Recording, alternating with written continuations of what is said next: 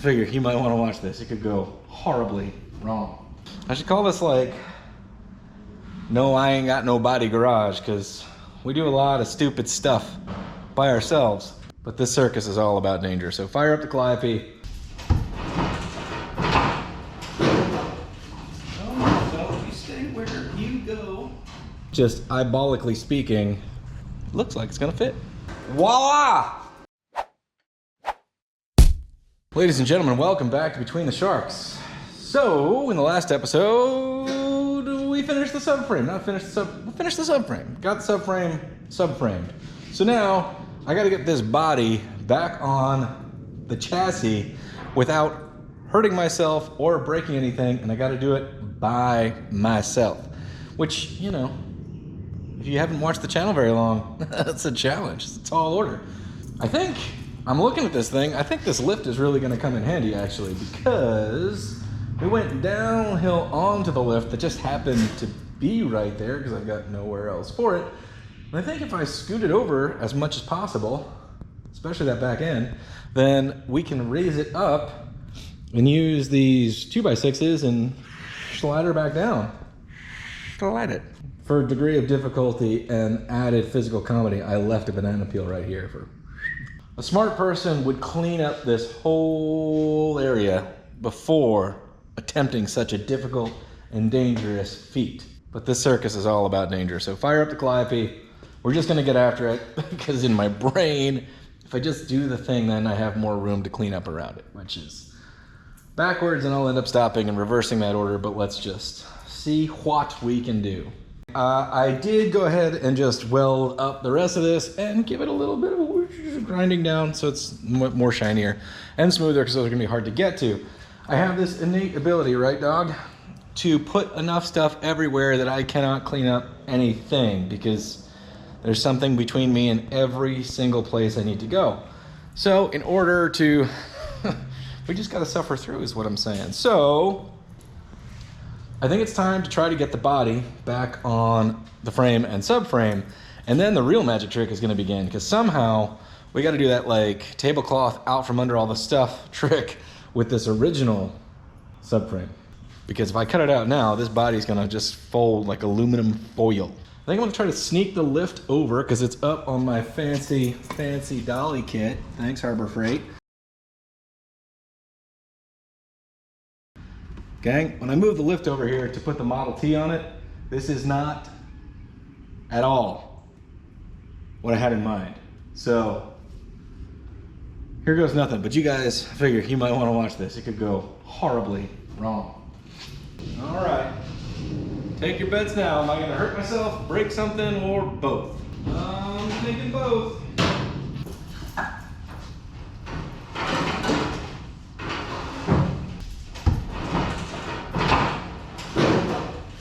No, you stay where you go.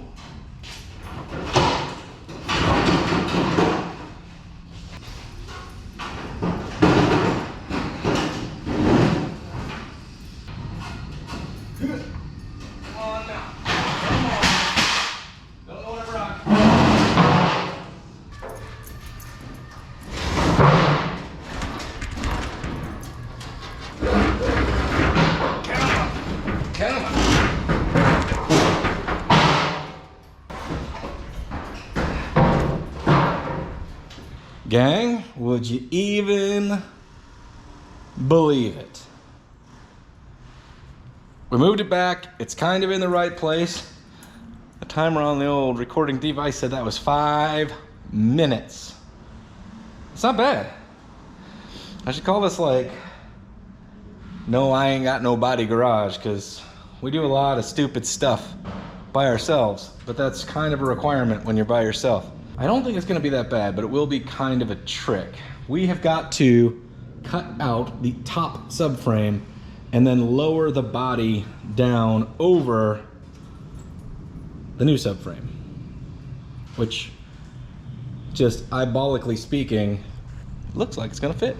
I think I'm just gonna dive in and put you in the high-speed mode. I'm gonna cut out this cross member and this cross member, and then I'm gonna start cutting each body mount, each place that I kind of tack welded the body to the frame, Most likely have to cut out that back section so that we can kind of fold the subframe in and up and take it out of here. Yeah, I don't know, like I'm a little bit, I'm amazed that we got here in 5 minutes.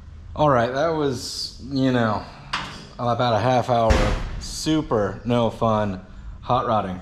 I followed most of my own rule, which is if you're not final welding and totally ready to go, make sure your tacks are accessible. But we had a couple, just mostly these two behind this panel that were, well, yeah, they were not good. So now the body is free, but subframe 1 is still stacked on subframe 2. So somehow or another, I gotta get this thing out. I'm thinking if I cut directly through the center piece, I'll just be able to slide them out. I mean, in theory, I could slide it straight back, but I got a motor back there and a bunch of other crap. All right, so I decided to get Mr. Burns all set up. Mr. Burns is my Best Arc El Cheapo plasma cutter to cut this up. It's a little excessive for what I need, but I thought if I got it all jammed out, then maybe I'd actually use it to make some brackets so that we can get this body attached to our new subframe lickety split better than we did last time by using random cuts of angle iron and washers.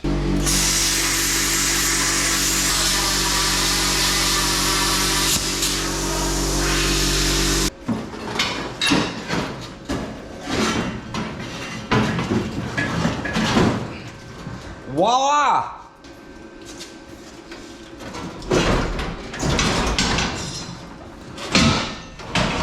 Let's see how much tetanus we can get today.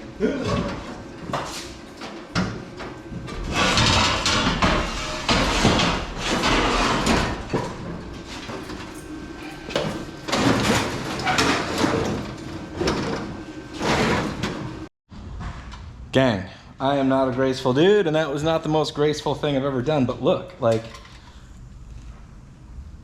that's where it goes on the apron, right? I don't know if we're there right to left, but we're back to where we ought to have been. By George, look at that. I'm telling you, I did not mess with this stuff off camera. I just walked from one side to the other. A bit of a broken record here, but the first subframe iteration wasn't terrible, acceptable for non-fenders. I think I would have run it. In fact, it wasn't until the fenders I realized there was a problem. But having a really good subframe, whether you built it or you got a car with one, is a really big deal. For those of you about to channel a Roadster, brace the ever-loving doo-doo out of your car before you cut the subframe out. I'm just telling you, it's gonna go like that if you don't. It really will, you know how I know?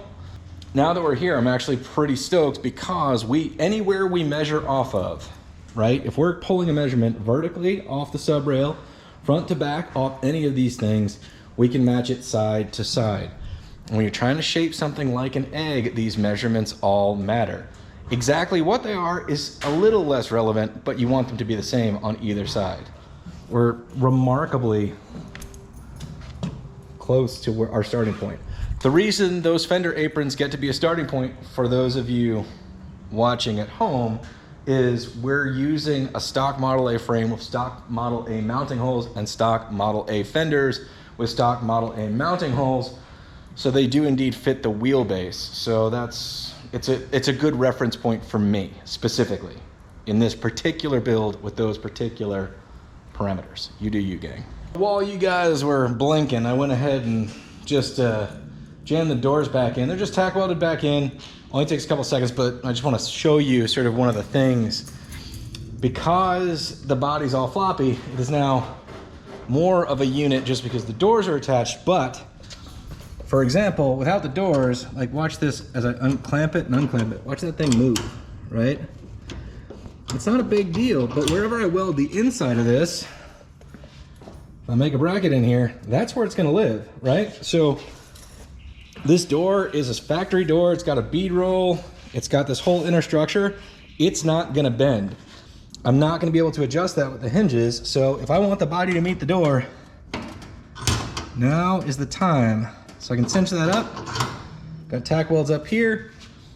The goal from this point on is basically to get the body attached to the subframe, taking into account where we want it to land for all of these reasons, and then making sure it's square on the subframe. So the body's centered from the back all the way to the front. If you're working on an open car kind of jalopy that's in rough shape that you're putting together, it is my opinion that you start with the top line. Make sure the doors are all like kind of in a row going from the cowl to the back, whether it's a turtle deck or a roadster pickup or whatever you've got. Like if you're dealing with a coupe or a sedan or something like that, you have a bunch of structure. You're making a box, right? So you can square off all of the things by running diagonals and know how close you are. You can kind of do that on an open car, but there's so little structure and everything's moving kind of all at once. I think you gotta pick a place to start. So make the top edge look good and then work your way down. I say that because, well, it's the most obvious. From where we're standing, this line, if it's all, you know, whatever, of course the guy at the car show is gonna pick apart every little detail, but you know, he probably drove there in his Prius too. All right, step one for me at this point is I've got to attach this back section. It's, I can slide it this way quite a bit. This whole thing is very flexible. Basically, I need to center it. That's step one. Step two is kind of like checking the height on the thing, but one way to do that is the heights, I mean, it's not irrelevant, but if this section goes up and down, it changes this gap right here. So I lifted it up till the door fit right, put a tack weld right there, so I feel like my height is reasonably established. That's what I'm going for, is this section of the car can tilt back and go side to side. Now that it's not tilted back anymore, it's where it wants to be because of the weld, because of the door. Now, we've got to get it correct, right to left. And I'm gonna center off these two factory supports here, and we're gonna go right to the center of our subframe. It's very important because we're going to the center of our subframe that I know how far I need my bracket to go. If I come off this thing to here, well, that's relative to where the body sits because I can slide the body back or forward. But I know I want my body pretty much right where it is, lining up with the end of the fender apron, and I know the fender apron is pretty much where I want because I have one placeholder bolt in a factory hole. For those of you guys that have been following along forever, I really, really, really, really appreciate that.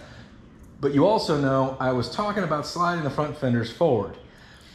I might still do that, but I've determined at this point the best fitment is the factory fitment for the frame and the wheelbase because of how this area works. But because these are, oh God, somebody remind me, you guys are really good about this. I think these are 30 only fenders where that have the seam right here. We can easily add an inch or two and just kind of, you know, extend our running board if we want to extend the fenders, which we might do if we decide it looks better, because we might decide that it looks better. And the obvious trick about welding the doors on so that it holds the thing structurally, well, it makes getting in and out harder. The only place that's really difficult is obviously where I have to start, where this is quite tall, you see, quite tall. I've got one more piece of this channel left, which will be on the ground, which I think will be pretty good to add support across this back piece. The bottom is rotten off.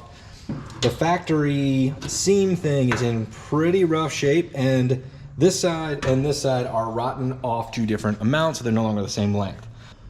So basically we'll make a piece that follows the curve of the back of the car, which is a gentle curve, but a curve all the same. And then we'll weld it in, we'll spot weld it in, and then we'll use this. We'll go from this thing that we've welded in to our sub rails to keep the whole thing where we want it. Now, to know where we want it, you just have to decide, but my encouragement to you is move stuff. Watch this. Watch. If I move this piece back, watch what happens over here. See how that comes in? All right.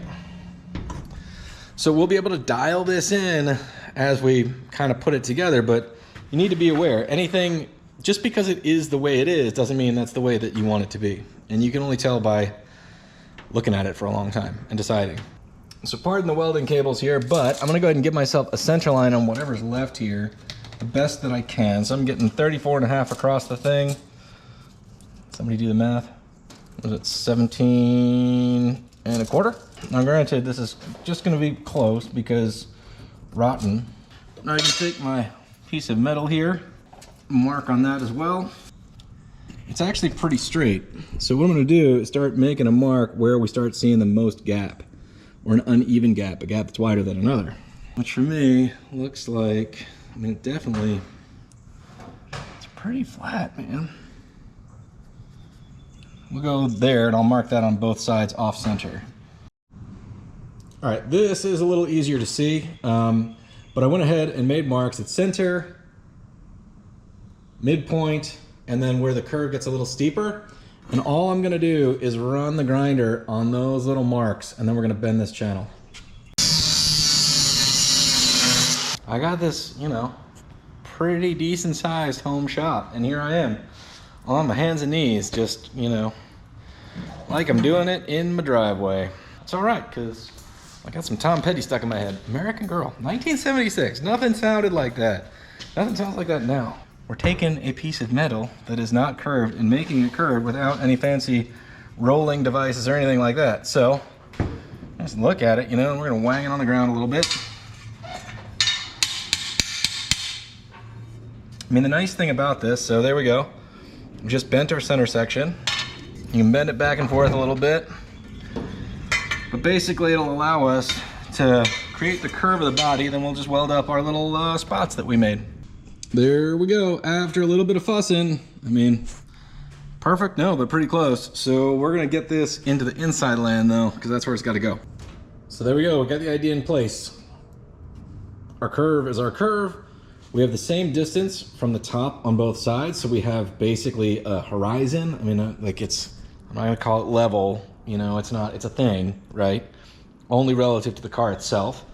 And we have a center line marked on our channel and our center line marked on our subframe.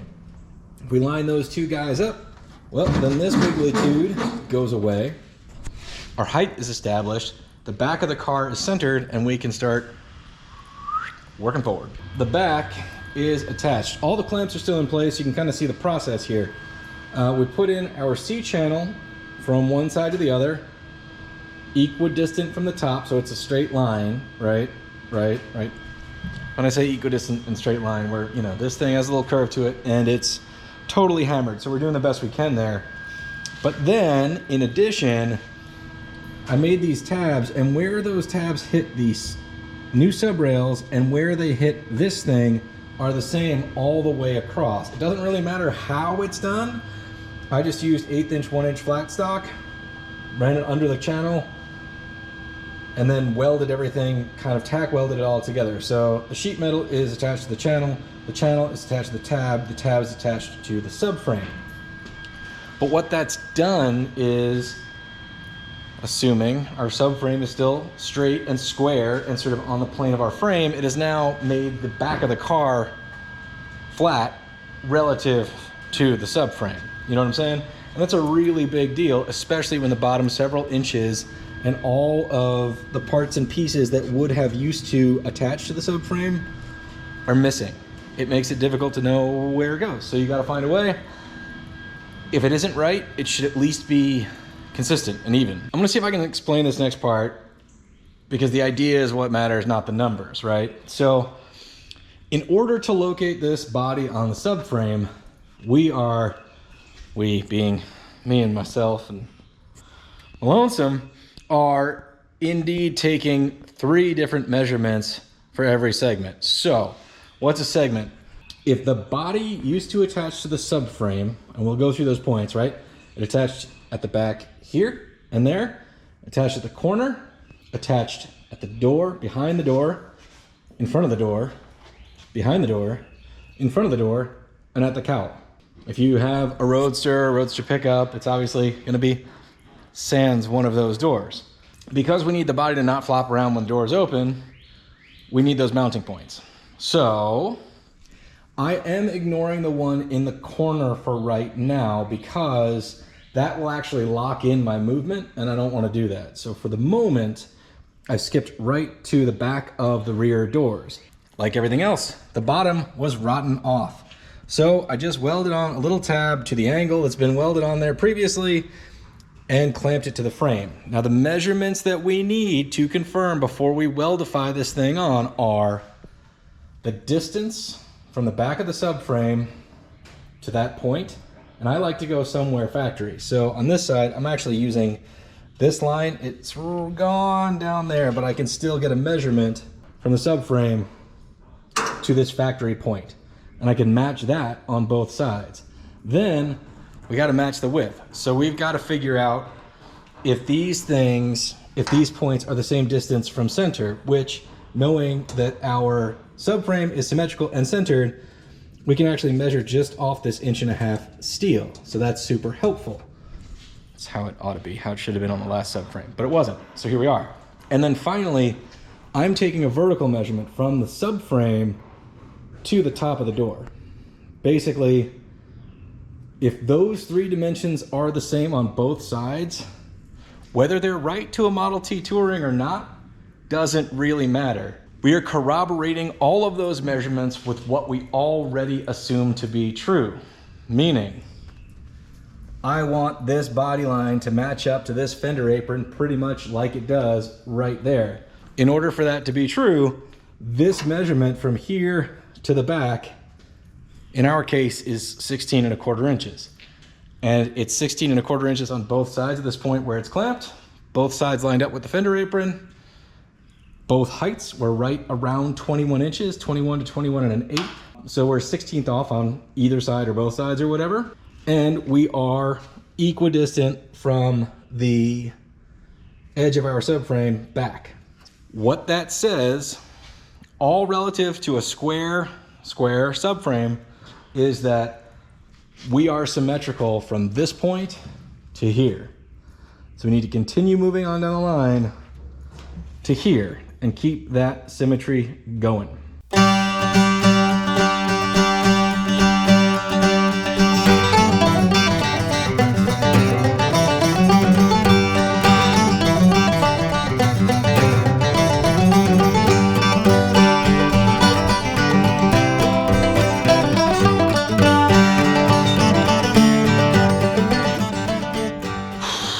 All right, I'll be honest with you, it's a piece of junk, but it is a way better piece of junk than it used to be. I know it doesn't look like much, and it looks like we just worked in one great big circle, but let me show you something. There's no bracing up here anymore. Like, the car still has some flex to it, but it's moving the entire chassis the way that it's bolted down right now. We do have some body reinforcement to do, basically replacing what the wood kit would have done, but more better. But the reality is, this is more of a Model T body than we have ever had here. It is now Saturday afternoon, probably 5 o'clock in the evening. Yesterday at 4, I think, Friday afternoon, I think around 4 or so, I came back with the steel and then pulled the body off, then made the subframe, then put the body back on, did all of our measuring. It is now straighter and more lined up than it's ever been, and we are now prepared to reinforce the body however we need to continue on so that we can get our door hinges in, make everything swing the way it's supposed to, and then continue on with our project, finishing the mechanicals and all of that stuff. This is a really big deal, like really big deal. If you get in a spot in your project where you screwed something up, measured incorrectly, it didn't go your way, whatever it is, it'll be all right. Take the information you now know and do it more better. That's exactly what happened here. And with one calendar day, we're so much better off than we were. So good luck on your projects out there. We will see you next time when we do something. The door's wide open again. We can now, the body is placed where it goes on the frame forever and ever. So we can do mechanical components, brake pedals, shifters, firewall, steering, you name it. We can do all that stuff, or we can continue like trying to thrash on this body and get it totally ready, supports, whatever. So it really depends on you know, how we feel on a given day. Do we want to walk out and do mechanical work, or do we want to walk out here and just do a bunch more metal work? You know what I'm saying? Anyway, good luck on your projects. Thanks for watching Between the Sharks, and we'll see you next time when we do more Model T.